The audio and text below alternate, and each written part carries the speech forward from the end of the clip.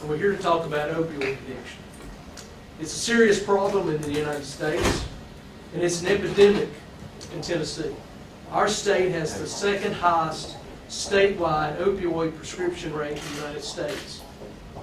And Northeast Tennessee has been hit worst in the state by this opioid addiction. And Sullivan County, in my opinion, is the epicenter of the epidemic. We have the highest rate of opioid addiction in the state. And among those who are victimized by opioid addiction and abuse and use are the most vulnerable in our society, and that's our children. I'm talking about drug-dependent babies, also known as neonatal abstinence syndrome. The number of babies born on drugs is climbing. Babies born on drugs and their first experience in life is withdrawal and addiction. Screaming, clawing, convulsing, crying. And they had no choice in the matter.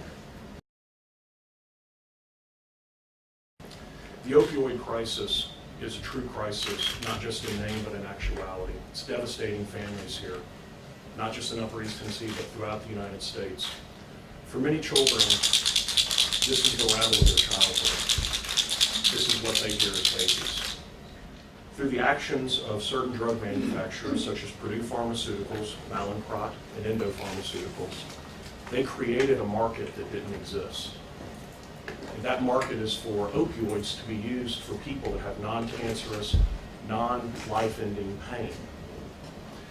And they did this by creating a fraudulent marketing campaign. And that campaign was to go out and convince the doctors and the public that their opioids were not addictive, that their opioids were not dangerous, that their opioids were not subject to abuse. We have seen probably a tenfold increase in the number of babies born with neonatal abstinence syndrome since about the year 2000. I can speak personally because prior to being a hospital administrator, I was a neonatal nurse and I worked in the neonatal intensive care unit.